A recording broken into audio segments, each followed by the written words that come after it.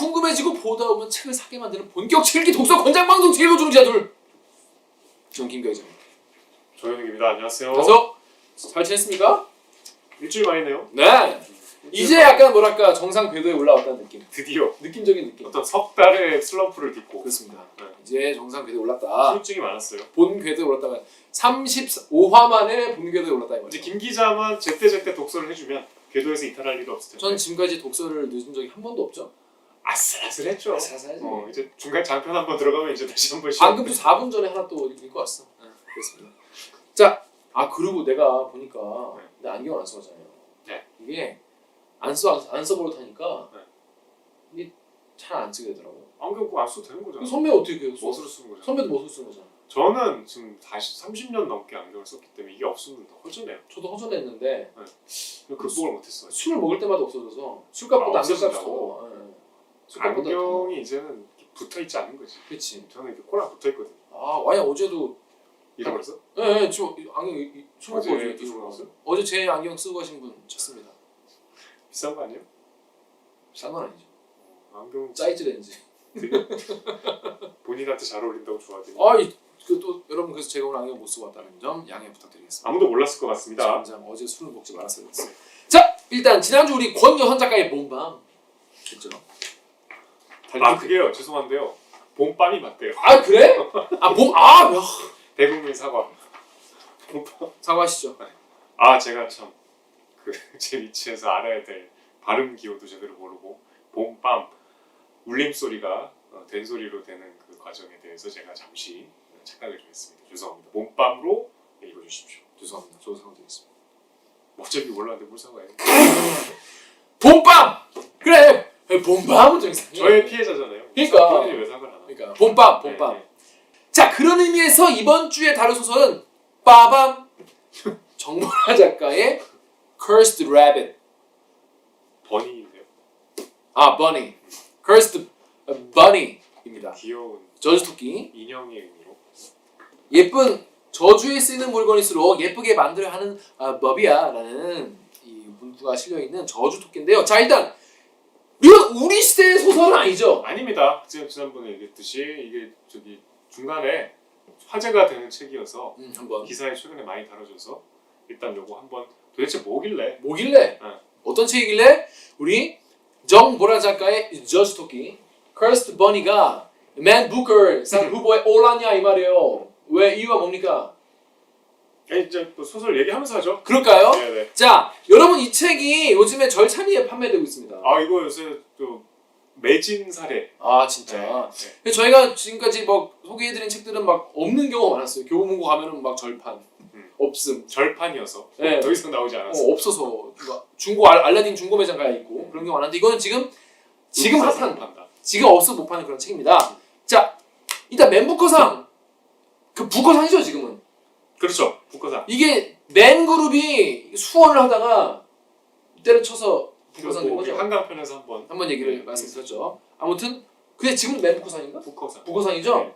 자, 근데 이 상에 대도시의 상법도 후보로 올랐어요. 그러니까 이 상이 처음에 3월에 롱리스트를 발표하고 롱리스트. 그러니까 1차 후보. 1차 후보. 그 다음에 몇 편 정도? 그게 13편.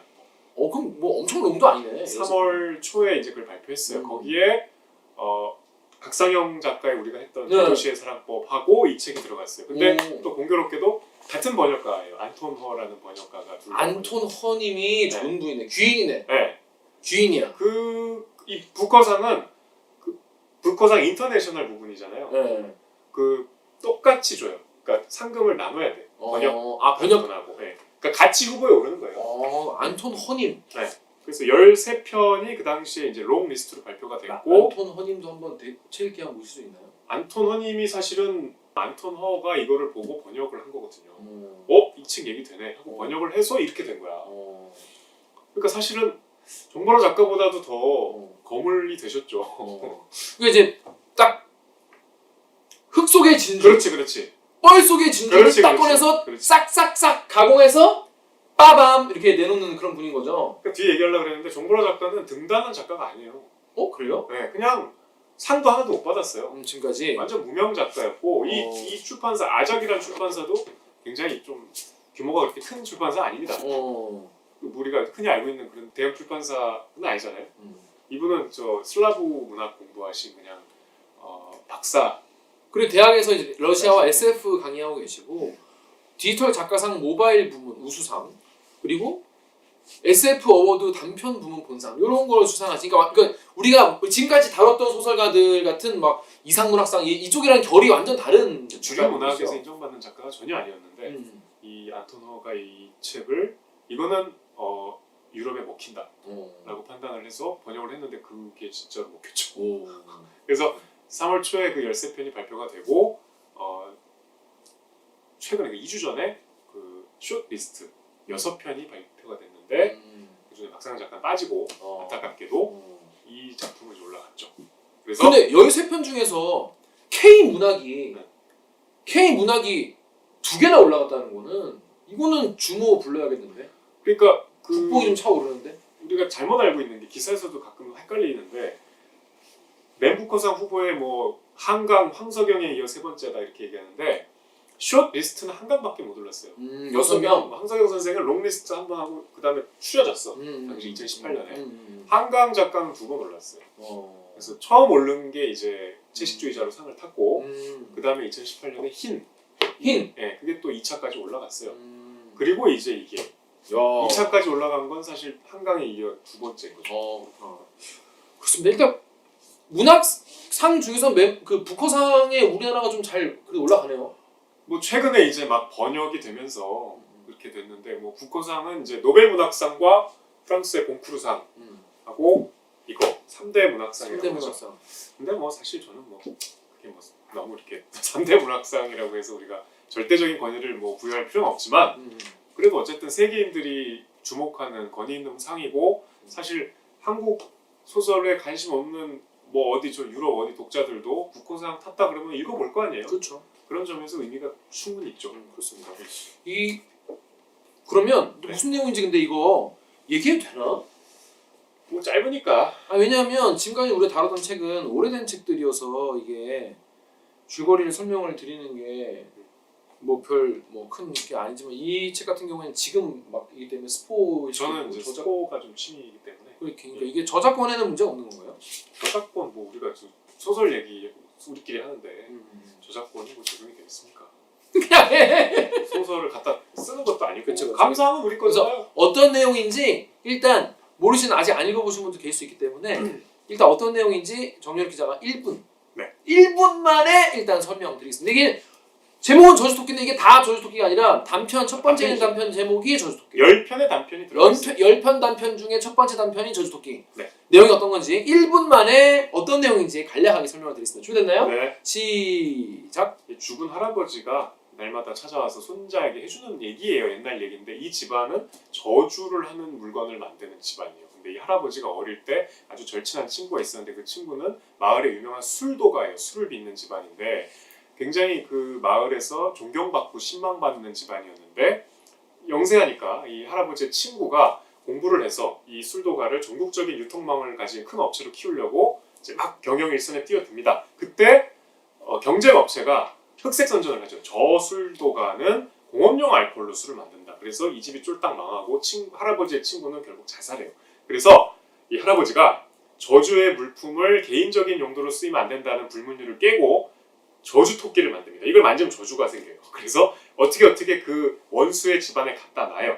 그래서 손자가 처음에 만져서 토끼들이 뇌를 갉아먹고 아버지가 만졌으니까 할아버지 친구의 아들이죠. 뼈를 갉아먹고 결국은 그 집안 된다. 그 뒤 이야기는 한번 읽어보시면 좋을 것 같아요. 결말은 자 그렇습니다. 자 여러분 들으니까 어떤 생각 드시나요? 저는 사실 그래 너무 재밌잖아 이건. 내가 어떻게 봤냐고 물어보려고 그랬는데 너무 재밌게 봤다. 완전 재밌죠. 그리고 이 뒤에 것도 그렇고 일단 저주토끼 얘기만. 근래에 들어서 처음으로 근래가 아니고 저는 책 읽으면서 이렇게 막 쭈뼛 서고 섬뜩하고 이런 경험이 별로 없는데 간만에 네. 저주토끼. 네. 일단 저주토끼 얘기만 일단 하면 예. 저주토끼 같은 경우에는 들으면 알겠지만은 갑자기 토끼가 등장을 해가지고 그러니까 토끼가 인형이 전등이에요. 나무 밑에 토끼가 이렇게 이쁘게 있어서 등을 만지면 그러니까 되게 옛날인데 일제시대 가까운 시대인데 되게 잘 만들었어. 등을 쓰다 보면 불이 들어오는 전등인가 봐.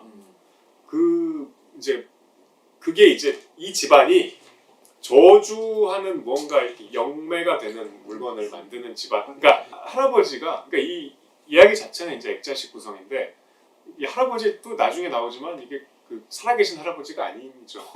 그래서 이제 할아버지의 귀신이 정기적으로 찾아와서 똑같은 얘기를 해주는 거예요. 자기 집안 얘기를. 그래서 이 집안은 이제 뭔가 저주의 물품을 만드는 집안인데, 그러니까 약간 점쟁이, 저 신령술 뭐 이런 경계선에 있는 무당? 네, 무당 뭐 이런 이제 그런 집안인가 봐요. 근데 이제 할아버지면 이제 일제 시대 거의 무렵에 그 아까 말씀드린 대로 어릴 때 아주 절친하고 괜찮은 집안의 친구.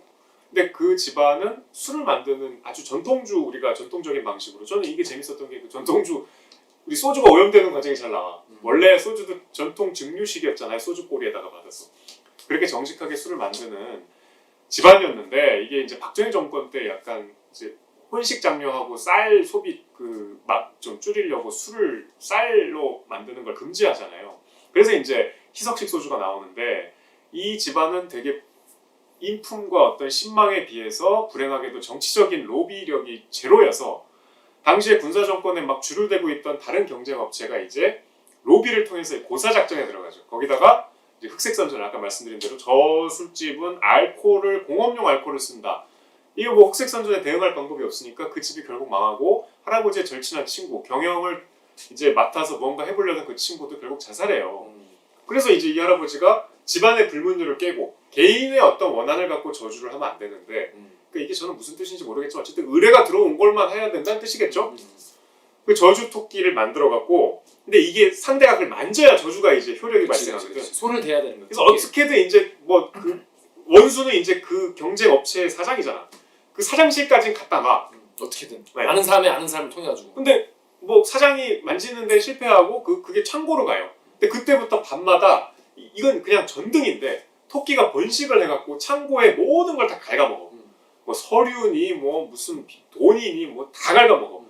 그러니까 아침에 오면 사람들이 쥐가 왔구나. 그래서 막 쥐 잡는 소탕 작전도 하고 이게 소문이 막 흉흉하니까 이제 마을 사람들 불러서 약간 좀 시음회 같은 걸 여는데 그때 이제 손자가 지루해갖고 이 사장의 손자가 시음회가 뭐가 재밌겠어요. 그 창고로 들어가서 놀다가 그 토끼를 발견하고 이거 너무 예쁜데 하고 딱 할아버지한테 이거 나 가져도 돼요? 그 집으로 갖고 오죠. 그때부터 이렇게 만지고. 근데 그때부터 애가 점점 멍청해진 거야. 점점 바보가 돼. 알고 보니까 토끼가 먼저 뇌를 갈고. 그래서 결국 나중에 죽어요.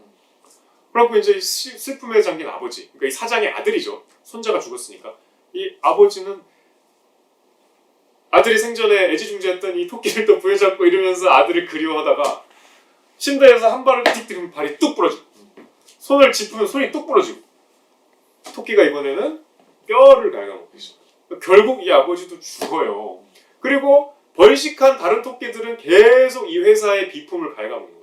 그런 와중에 모든 장부가 다 훼손이 되고 이 회사의 모든 재정적인 기록이 없어진 거잖아요. 그러니까 채권자들은 돈 내놓으라고 나오고 채무자들은 돈 빌린 적 없다 튀고 나중에는 이제 세무조사가 나오는데 아무것도 없어. 정권이 바뀌어서 세무조사를 하는데 결국 이 회사는 망하고 병원비, 손자 아들이 거의 이제 나중에 목숨을 잃었지만 그 과정에서 어마어마한 병원비 물고 그래서 결국 그 사장도 자살해요. 저주 토끼가 제대로 역할을 한 거죠. 그게 일단 계략적인 저주 토끼의 활약입니다. 어떻습니까? 어떻게 그러니까 저는 그러니까 이게 그러니까 토끼가 그럴 리가 없잖아요. 그러니까 완전 판타지 이야기긴 한데 읽으면서 좋았던 거는 통쾌해. 오 지대로 복수하는 모습이 통쾌하고 어떻게 그러니까 이제 뭐랄까 여기 그런 얘기 나오거든요. 그러니까 토끼는 그때부터 다른 거를 갈기 시작했다. 그게 뭘까?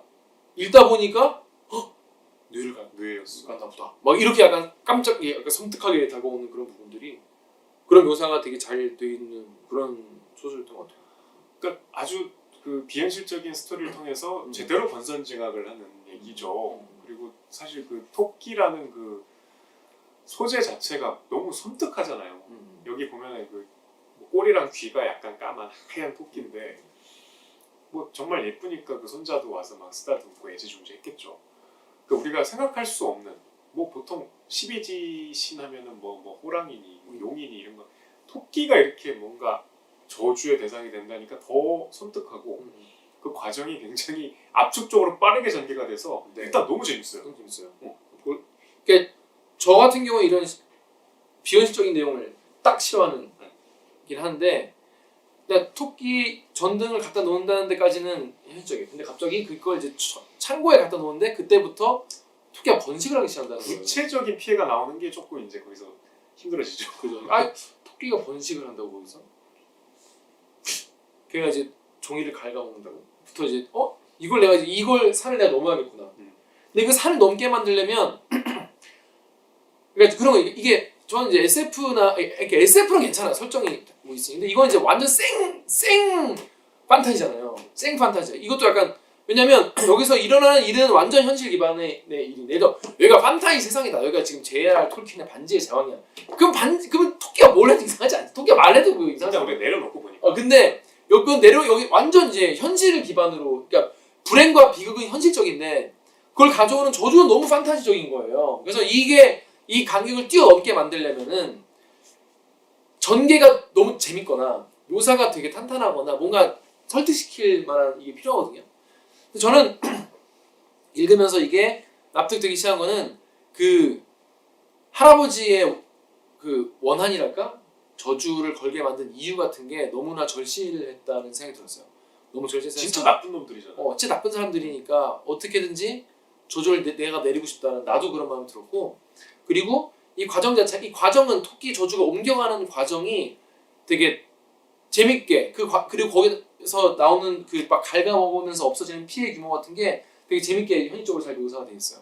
금고 안에 있는 것도 갉아먹어. 나중에 이제 체념을 하죠. 그냥 그렇겠구나. 그러니까 이 정도 저주의 효력이 있는 이 집안은 진짜 무서운 집안이고 이거 못하는 게 없었을 거야. 저는 그래서 혹시 뒤에 연락처가 있으면 진짜 부탁하고 싶다. 이거 맘만 먹으면 진짜 푸틴도 잡아놓을 수 있고 그쵸. 뭐 나라 하나 그냥 절단나게 할 수 있겠다. 그 정도의 위력이에요, 토끼는. 어. 그런데 저는 다 읽고 나서 끝에 보면 이제 할아버지가 여기서 저주라는 게 일본 속담에 이제 내가 누굴 저주하려면은 무덤 2개 파놔야 된다. 나도 들어갈 때를 나도 저주를 받는다 얘기를 했는데 스포일러 얼러트 안 해요? 스포일러. 내 얘기를 그렇게 막아놓고 스포일러. 예. 스포일러.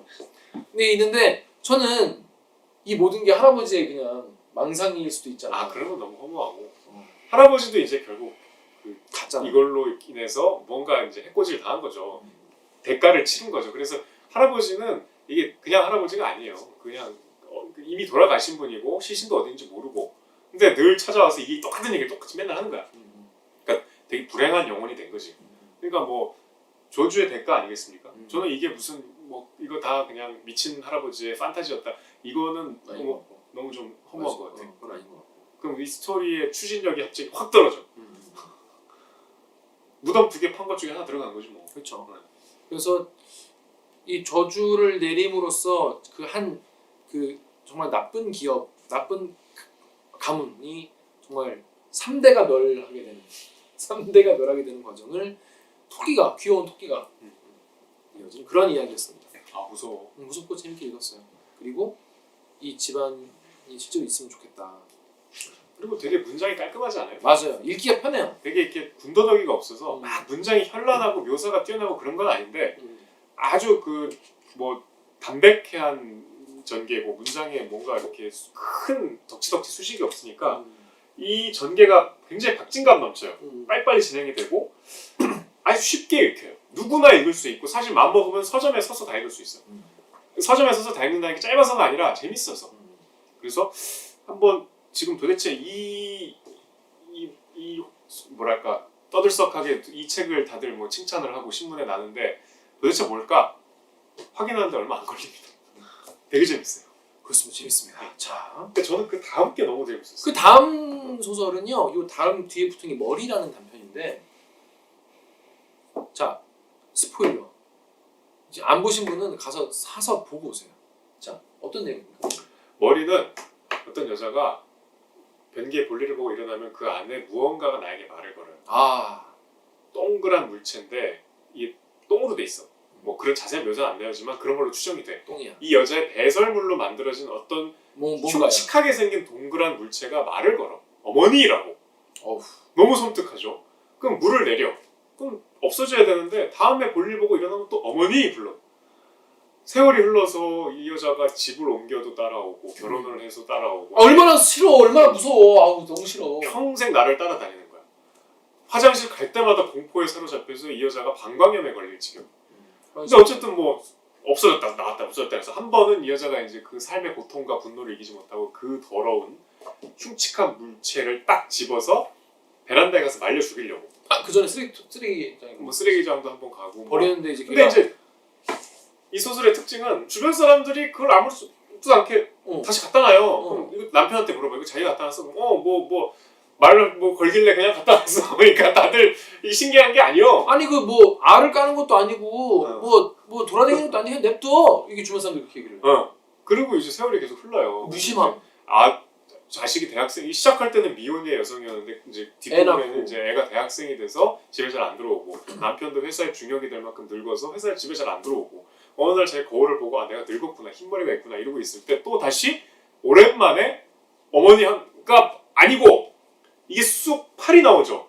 그러니까 그동안은 얼굴 형태의 흉측한 무언가였는데 온전한 몸을 그것도 굉장히 건장한 육체 되게 이 책에서 관능적으로 묘사가 돼요. 아주 젊은 여자의 몸으로 그 대목이 팔이 이렇게 나오면서 이렇게 올라오죠. 경기에서. 근데 그 대목이 저는 이거 소설 읽으면서 너무 묘사를 잘했어. 되게 진짜 말 그대로 섹슈얼한. 되게 이게 문장을 읽는데 막 보여.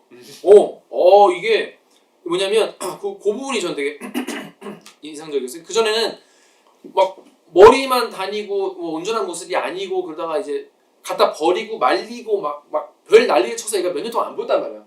그래서 시간 몇십 년 지나고 나서 여자가 이제 늙어가지고 있는데 갑자기 달갑하고 변기 뚜껑을 손이 이렇게 밀어 올려요. 그리고 손이 하나 또 나와. 가장자리를 잡고 이어 그녀는 거울 안의 변기 속에서 사람의 머리, 물에 젖은 숯 많고 검은 머리카락이 덮인 뒤통수가 미끄러지듯이 솟아나오는 것을 보았다. 정교한 손은 가늘고 긴 손가락을 펼쳐서 변기 가장자리를 꽉 붙잡고 힘차게 몸을 밀어냈다. 골격이 섬세한 좁은 어깨와 그 어깨로부터 우아한 곡선으로 이어지는 길고 가느다란 팔이 나왔다. 그와 함께 탐스러운 머리카락이 길게 늘어진 매끄러운 등과 매혹적인 곡선을 그리며 잘록 들어간 가느다란 허리, 그리고 그 아래 볼록하게 솟은 희고 풍만한 엉덩이. 이거 설명을 하는데 너무 무서우면서 섹시하면서 보고 싶었어? 에? 아니 되게 이게 우리가 그 공포영화 링을 보면 갑자기 TV에서 이렇게 나오잖아요. 기억 거의 그런 충격이죠. 거의 그런 충격. 아마 거기서 영감을 받았다고 저는 생각했어요. 근데 변기에서 나오는 건 정말 생각도 못하고 갑자기 아름다운 존재가 돼서 나오는 거야. 그러더니 늙어버린 나한테 또 어머니 해서 너무 그동안 감사했다. 어쨌든 얘를 만든 게 이 여자의 배설물이니까 나 이제 떠나겠다. 너를 더 이상 괴롭히지 않겠다. 대신에 마지막 소원이 있으니 너의 체온이 담겨있는 옷을 좀 다오. 자 여기까지. 여기까지 하죠. 여기까지 하면 안 되는데. 여기까지 하면 안 되는데 아무튼 여러분 근데 이 뒤 대목이 대박이었어. 그러니까 제가 왜 이 소설을 꼭 해야 된다고 말씀드렸냐면 이 안톤 허라는 번역가가 사실은 뭐 꼭 집어서 얘기 안 했지만 이 소설을 보고 저주토끼가 아니라 그래요? 이걸 보고 이거를 번역해야 됐다고 생각한 것 같아요. 아마리 그런 거야. 왜 이걸 선택했냐라는 기자의 질문에 변기에 누가 말을 거는데 그거 어느 나라 사람이 재미없겠냐. 누구한테도 재밌는 얘기 아니냐 그런 얘기를 하더라고. 이게 사실 작가가 대학생 때 쓴 거거든요. 그래요? 네. 우리 대학생 때 뭐 했냐? 그러니까 정말 기괴하고 섬뜩하고 재밌는 이야기예요. 얘기의 작품성과 완결성을 따지기 전에 일단 재밌어. 이거는 진짜 단편 영화로 만들어도 되게 재밌겠다는 생각이. 안톤 허 말이 맞아.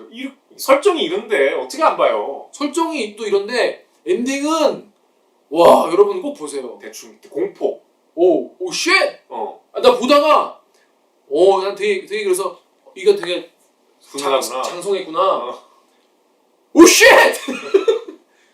보신 분 계시면 내 감상에 동의할 거야. 오 쉣이야. 끔찍해.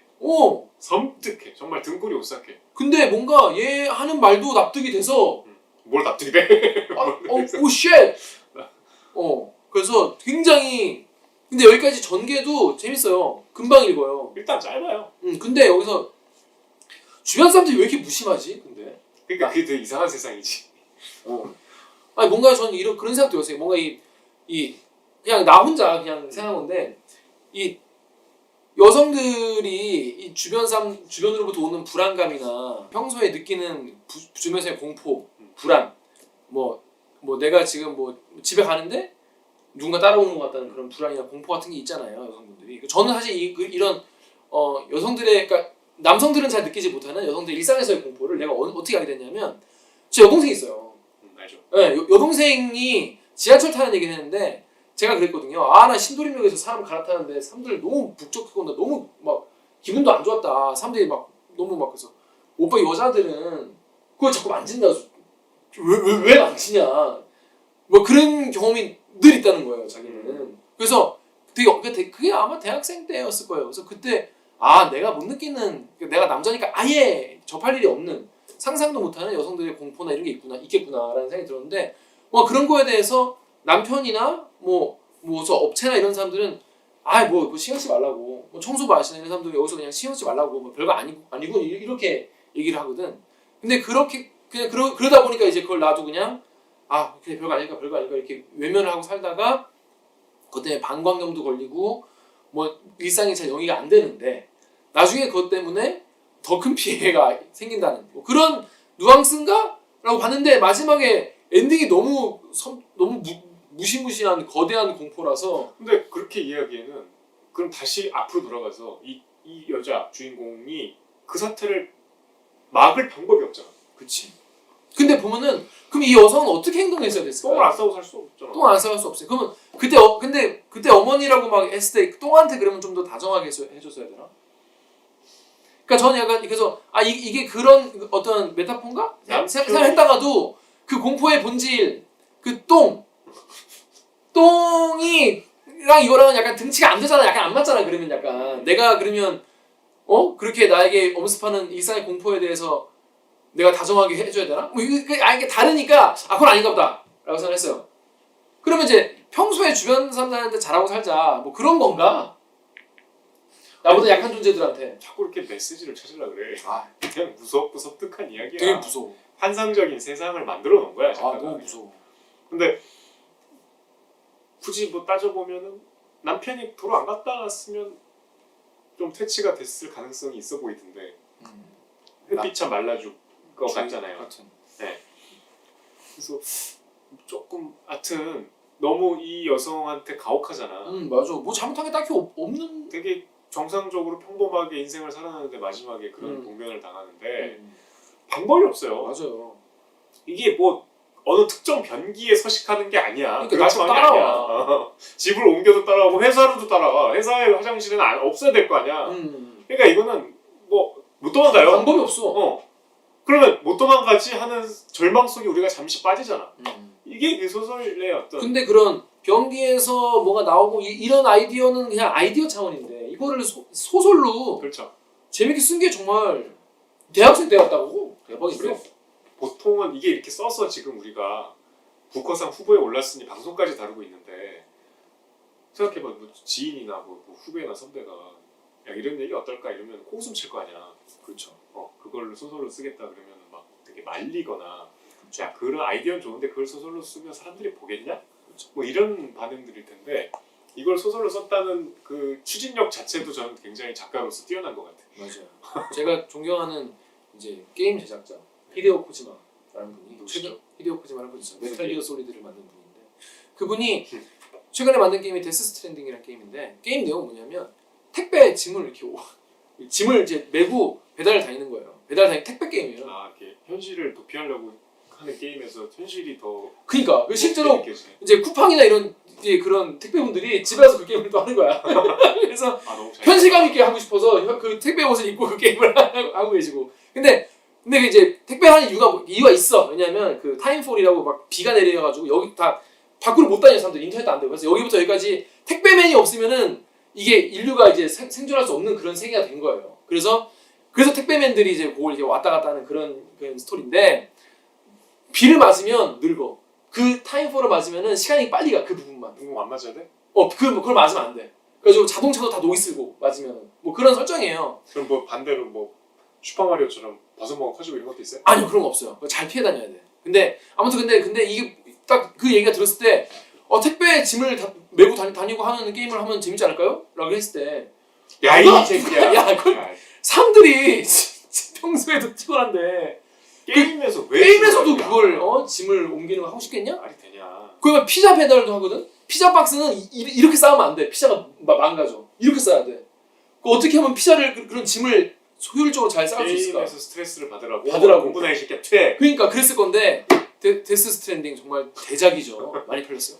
그런 아이디어 하나가 물론 그것도 중요하지만 이거를 작품으로 만들어내는 추진력과 이 끈기와 실력 대단하다. 그래서 이거는 사실 어떤 문화권에서도 충격적인 이야기니까. 그러니까. 네.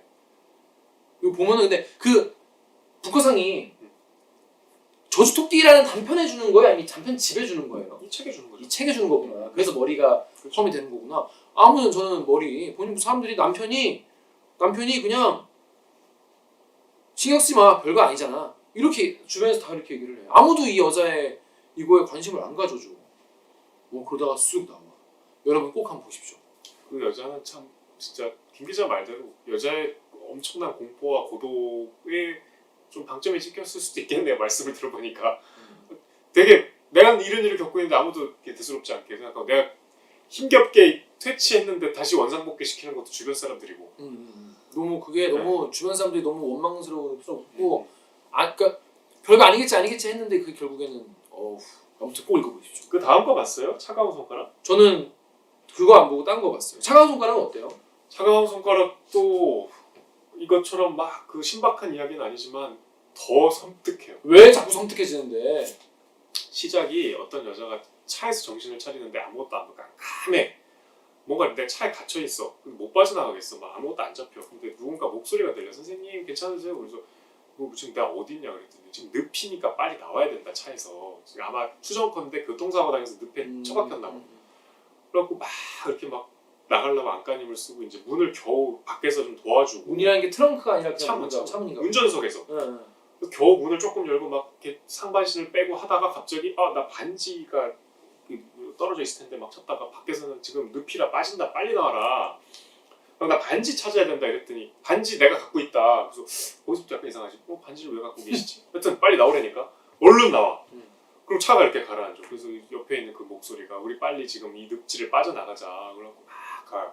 그래서 도대체 지금 무슨 상황이냐 나 아무것도 모르겠다. 그랬더니 우리 그 최 선생님 집에 집들이 갔다가 오는 길에 사고 당하지 않았냐. 그래서 막 가다가 최 선생님 참 뭐 신혼집이 어떻고 저떻고 하다가 갑자기 얘기가 근데 최 선생님 참 안 됐지 뭐 이게 자살을 하고 그러냐 뭐 이런 얘기로 막 바뀌어요. 그래서 이 여자가 우리가 혼란스럽듯이 이 주인공도 도대체 이게 아까 뭐라고요? 잠깐만 하다가 갑자기 그 목소리가 낄낄낄 무서워. 쉣. 참 사람들은 어리석다고 누군지도 모르는 목소리 이렇게 따라오냐. 쉣. 다시 막 현장으로 가봤더니 진짜 나는 차에 깔려서 죽어가고 있고. 쉣. 뭐 그런 내용이에요. 그러니까 뭐 사실 뭐 영화로 봤으면 그냥 좀 시시한 공포 영화일 수 있는데 갑자기 그 친절하던 생명을 구한 줄 알았던 존재가 히히히 웃는 순간. 이게 글로 있는 건 또 다르지. 너무 섬뜩해. 자 여러분 저희가 지금까지 우리 시대 소설 50에서 어떤 거는 또 막 엄청 재밌거나 막 그렇지 않은 경우도 있었는데 요거 같은 경우에는 진짜로 딱 읽으면 재미 하나는 진짜 확 재밌는 그런. 그리고 저는 이 즐거운 나의 집 보였어요? 안 봤어. 즐거운 나의 집 같은 경우에 이거 되게 재밌었어요. 좀 얘기해줘요 간단하게. 요거는 이제 아파트에 계속 살다가 어떻게 돈을 마련해가지고 이제 4층짜리 건물을 산 거야. 이 여자분이 남편이랑. 뭐야 갑자기 4층이니까 어떻게 사 4층을.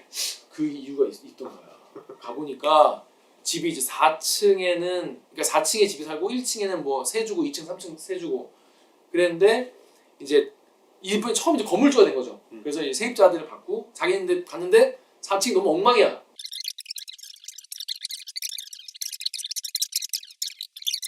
놀고 나 요약 그렇게 못해. 다음 주부터 1분 요약. 당신이 해.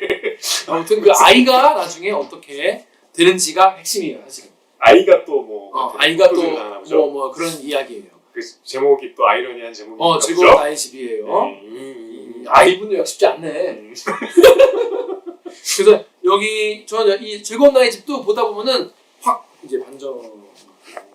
이거는 그냥 어디 뭐 책 읽기 어려운 장소에서도 금방 읽겠어. 근데 왜냐면 지루하지 않게. 이게 짧아서 한 30분 정도면 30분 정도면 한 편 딱. 그리고 단편을 한 편 읽으면 다음에 또 어떤 무서운 이야기일까 궁금해져. 그래서 요 책은 진짜 많이 팔리면 하다 진짜 많이 네. 팔리면 하다 진짜 많은 분들이 볼만하다. 정보 작가님 좋겠어 되게. 근데 이제 이런 세계가 있었다는 거 알았잖아요. 그러니까 이 안톤 허라는 번역가가 되게 최근에 이제 기자간담회를 이 정보라 작가와 했는데 굉장히 의미심장한 말을 했어. 지금 우리 문학을 세계에 소개하고 있는 큰 두 단체는 우리 이제 정부기관인 번역원, 한국문화번역원하고 하나는 대산문학상 주는 대산문화재단이에요. 대산문화재단은 상금도 5천만 원이라서 굉장히 많은 데다가 그 작가의 작품을 번역을 해주기 때문에 사실은 요새 작가들은 예전에 이상문학상, 동인문학상보다 더 이상을 타고 싶어요.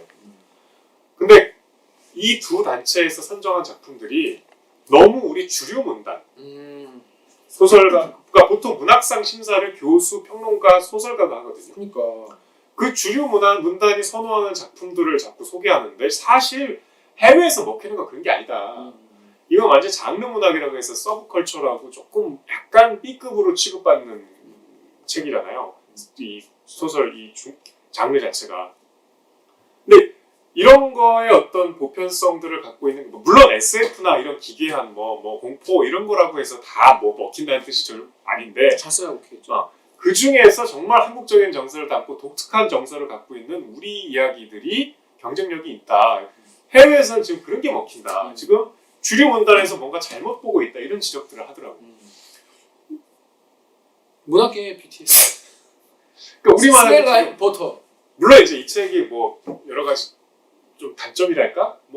이 문학적인 성취에 못 미치는 지점들도 분명히 있겠죠. 근데 우리가 이렇게 막 혀를 내두르고 방송 시종일관 너무 재밌지 않냐? 다음에 이런 얘기가 있다. 그 다음에 이거 봤냐? 이런 방송이 지금까지 없었던 것 같아요. 맞아요. 근데 보니까 안토너라는 분이 번역할 때 어머니는 엄마라고 이렇게 번역을 하고 소주는 또 소주 이렇게. 그랬대요. 그러니까 한글에서 약간 그 음을 살려가지고 과감하게 한 거죠. 과감하게. 네. 대담하게 한 거죠. 근데 그게 약간 요즘 진짜 트렌드랑 좀 맞지 않나. 요즘에 진짜 K 컬처 잘 나가니까.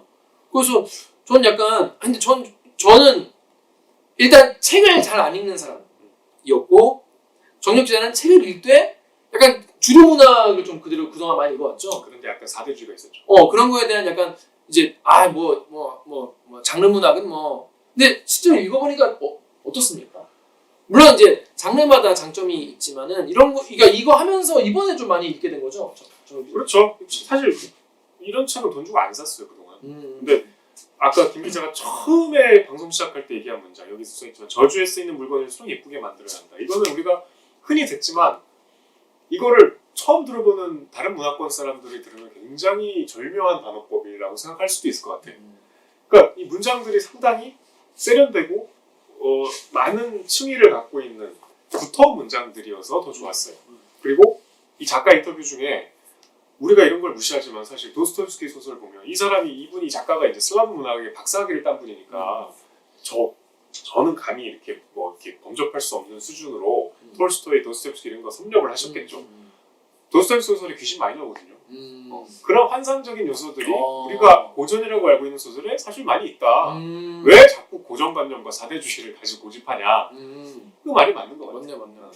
저는 이 문장 저주에 쓰이는 물건일수록 예쁘게 만들어가는 법이라는 얘기가 저는 그렇게 읽었어요. 그러니까 뭐냐면 매혹적이어야 된다는 거지. 누구를 이제 꼬셔가지고 엿되게 만들려면은 그만큼 매혹적으로 뭔가를 만들어야 되고 그리고 또 그 반대로 뭐가 너무 매혹적이라면은 저주가 있으니까 조심해라. 그 얼마나 이게 곱씹을수록 많은 이야기들이 집처럼 나오셨습니다. 재밌어요. 재밌어서 여러분 그냥 지금까지 책기에서 이게 저 책은 좀 부담스러워라는 책도 있었을 거예요. 근데 이 책은 재밌어요. 강추. 가서 지금 사서 보시면 되겠습니다. 그리고 뉴스에서 막 나오니까 주변 사람들한테 그거 재밌어 이렇게 얘기하려면은 읽어보시면 금방 읽을 수 있어요. 그리고 정보라 작가 인터뷰가 많이 나왔는데 그 중에 좀 인상적이었던 게 이 정보라 작가의 취미는 집회 참석이에요.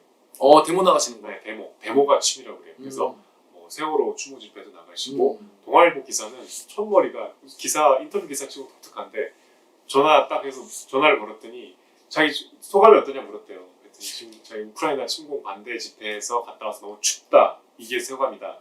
이러셨대요. 굉장히 낙태 뭐 반대 이런 집회도 가시고 굉장히 활동적인 이제 실천적인 지식인들을 지향하시는 분 같아요. 그래서 사실은 그런 내용들이 제가 먼저 접하고 읽어서 더 좋았어요. 그렇구나. 내가 좋아하는 존경하는 유형의 작가에서. 그렇구나. 진짜 뭐랄까 사람 캐릭터 자체가 약간 좀 매력적이네요. 궁금하네요. 그리고 지금 쓰고 계신 게 지금 그 얘기 하시더라고요. 시댁이 포항이라서 우리 얼마 전에 갔던 죽도시장을 갔는데 거대한 해산물 그 문어 큰 게 제사상에 올라가는 거 보고 너무 충격을 받아갖고 뭐 문어, 김, 새우, 게 이런 걸 소재로 좀 소설을 쓰고 계시네요. 김이 복수. 김이 막 커져가지고 김이 변기에서 나와. 어우 너무 싫다. 문어가 막 변기에서 나와. 문어는 이게 진짜 맘 먹으면 우리 이제 큰일 나지. 큰일 나지. 문어를 씹어 먹잖아. 문어 우리 너무 많이 먹었지. 돌문어. 그 소재만 들어도 너무 재밌어. 나 샤워하는데 밑에서 문어가 나와 이렇게. 그래서 막 발이 끈적끈적해서 막 닦는데 막 자꾸 막 촉수가 감겨. 발이 뚝뚝 끊기고. 그러니까 머리에서 막 샤워가 아니라 막 김이 막 나와. 너무 무섭다. 소설 한 편 다 봤다. 네. 그죠? 여러분 너무 궁금하잖아요. 궁금하다. 저는 다른 단편도 곧 보려고요. 이렇게 생각 드는 적이 별로 없어요. 그리고 이것도 처음에 웹진에 연재해야 되는데 그 웹진에서 12지 그 12개의 동물을 소재로 이제 나눠서 하나씩 맡아서 쓰기로 했대요. 소도 있고. 그래서 자기가 좀 늦어갖고 남은 게 토끼랑 양밖에 없었대. 근데 양은 내 도저히 모르겠다. 양은 어렵지. 양의 세계는 모르겠다. 양으로 뭐해? 네. 우리나라 양도 많이 안 키우죠. 그러니까 그래서 토끼로 이렇게 더 무섭잖아요. 더 무서워. 호랑이가 이런 무섭겠어? 그치. 원래 무서운 게 막 그렇지. 용이 막 나오면은 이제 저 같은 경우에는 빨리 죽여야겠다. 저 잡으면은 용찬 주문을 주겠구나. 아이템을 주겠구나. 이런 생각이 드는데 토끼는 때려도 뭐 딱히 없으니까. 더 무섭지. 더 무섭죠. 자, 그렇습니다. 그렇습니다. 이번 주에 다뤘던 소설은 정보라 작가의 저주토끼 Cursed Bunny였습니다. 여러분 꼭 읽어보시고요. 자, 우리 다음 주에는 무슨 책 다룰까요? 다음 주는 좀 구하기 어려운 책인데요. 장정일 작가 혹시 아시죠? 그 90년대로 돌아가서 당시 아주 저주토끼 같은 충격적인 작품이었던 아담이 눈뜰 때라는 작품을 안 팔던데 이거. 안 팔아요. 절판됐나 봐. 절판됐어. 그래서 도서관 가셔. 빌려서. 이북 있나? 이북 없죠. 당연히 절판됐. 그러니까 이북이 없더라고. 이북 없어. 어떻게 봐야 돼? 절판된 책은 이북이 없어요. 여러분 그 도서관 가서 빌려보세요. 저도 빌려서 빌려요. 재밌어요. 그렇습니다. 아담이 눈 뜰 때 다음 시간까지 읽어오시면 되겠습니다. 그럼 저희는 지금까지 책 읽어주는 기자 둘이었습니다. 자, 그러면 책 봐 안녕. 책 좀 봐. 고생하셨습니다. 고생했습니다. 고생했습니다.